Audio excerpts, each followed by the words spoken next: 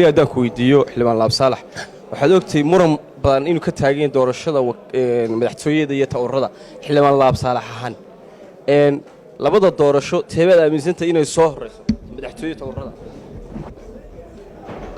doorashadu waa waxa kaliya tay nagu taagan kala haroontaydu kuma xidhna waxaan u jecelahay waxay ku xidhan tahay maadaama muran aad u weyn uu yimiday murankaasina waxa kaliya tay la isku hayaa soo horeynaysa uu yahay cid baa shaqo ku leh oo waa komishanka doorashooyinka qaranka aniga waxaan laga rabaa xeerarka qodobada qabyada ku ah inaan halkan ka saxno macna badan ma sameynayso taasaa soo horeynaysa iyo taasaa soo horeynaysa inaan maxay ahaday dadka la wadaago ilaahay baa kaliya mahad leh saxaafadda qaybaheeda kala duwan aad iyo aad baan u salaamayaa maanta waxaa furmay kalfadhigii afraad ee golaha wakiilada golahani muddo sanad uu shaqaynayay sanadkii labaad baa durba la galay wakhtiguu ordayaa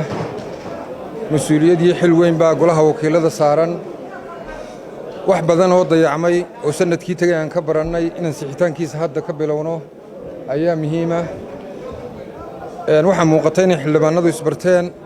waxaa muuqata inay isweydiiyaan waxyaabaha danta bulshada ku jirto inay ka wada shaqeeyaan saaka golaha waxaa la ansixiyey ajandihii kalfadhigan waxaa ku jiray xeerar muhiima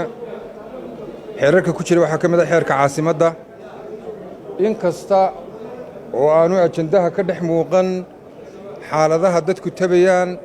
sida xeerarka 91 iyo 14 oo xeerarka doorashooyinka ah oo u baahan wax ka bedel iyo kaabis muhiimna tahay haddana golahu wuxuu isla qirsan yahay inuu mooshin ku yimaado xeerarka lagu kala aragtida duwan yahay ama doorashooyinkuna waxay u baahan yihiin in si maslaxado si danguuda loo eego waayo mar kasta oo golahani kala qaybsamo wuxuu bulshada qaybaheeda kala duwan ku keenaya kala qaybsanaan walaalaha xildhibaanada ah ee mas-uuliyiinta ah ee mudanayaasha ah waxaan leeyahay maadaama ay mas-uuliyad wadareed naga dhaxayso waxaa muhiima in wadajirka aynu ka shaqayno oo aynu ka shaqayno midnimada ummadda oo aynu ka shaqayno waxaa u dantaa hal sanno wixii feer ahaa iyo wixii buuq ahaa inaan waayo aragnimadeeda kaga baxnaa loo baahan yahay halkan waxaan aaminsanahay inaan feer lagu kala awood badnayn yahay far lagu kala awood badan yahay intaa markaan ka imaado muddooyinkii ugu dambeeyey anuu qurbahan ku maqnaa gaar ahaan dalka ingiriiska waxaan jecelahay inaan kaga faa'iidaysto fursaddan inaan u mahad celiyo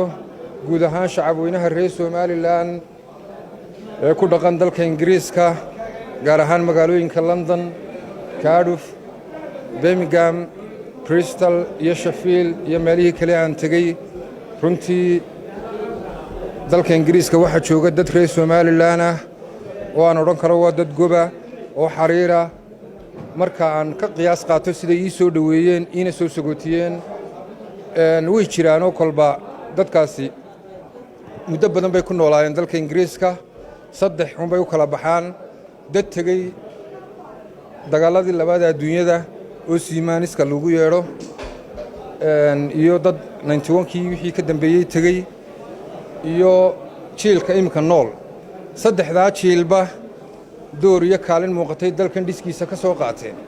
jiilkii ugu horreeyey wuxuu ka qayb qaatay halgankii dalkan jiilka labaad dib u dhiskii iyo dhaqaalayntii ayuu ka soo qayb qaatay waxay farax gelinaysaa jiilka wakhtiga nool ee 2000 wixii ka dambeeyey ee dalka ingiriiska ku dhashay waa cidda keliyaata ee qadiyadda somalilan sida ugu weyn u hiibisa inan kastoo halkaa ku dhashay gacantiisa waxa ku xidhan calanka somalilan cid kasta uu xidhiir la leeyahay in qadiyadda somalilan uu gaarsiiyaa sidaa ogtiina qurbaha dadkeennaga jooga waxaynu uga baahannahay xirfad waxaynu uga baahannahay maalgashi waxaynu uga baahannahay waayo aragnimo runtii way muuqataa in doorka hay-adda qurbajoog aanay sidii la rabay weli u shaqayn laakiin waxaa jooga dad dadkooga jecel dad midnimada jecel dad wadajirka jecel dad waxaansoahashaha jecel anuu intii aan arkay waxaan u tegey awooddihiin oo wax ka qaban karta qadiyadda oo wax ka qaban karta calankan gaadhsiintiisa iyo ictiraafkiisa marka waxaan leeyahay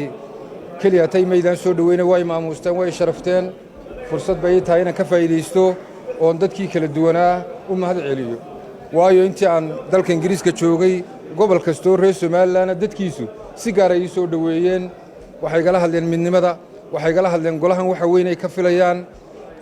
fariintaana kolley golaha wakiilada waan gaadhsiin doonaa idinna waad mahadsantihiin qurba joogguna waxa weeyaan dad aan tabanno aqoontooda dad aan tabanno kartidooda dad wax badan oo inaga qabi ah oo dhinaca shuruucda iyo kudayashadu ay ka mid yihiin aan tabanno weeyaan waataan ka hadlayey arrimaha bulshada waa noo qabyo xeerkii saxaafaddaaba miiska noo saaran oo loo baahan yahay inaan wax kabeddel ku samayno inaan biyaha dib u eegis ku samayno inaan caafimaadka ku samayno waan qarsanahay in arrimaha bulshada in badan oo ka mid ihi golahan ay kaga mashquuleen siyaasadda laakiin waa mas-uuliyad iyo hawl noo taalo ee aan xildhibaanka noqday damacaasi uu ka horreeyey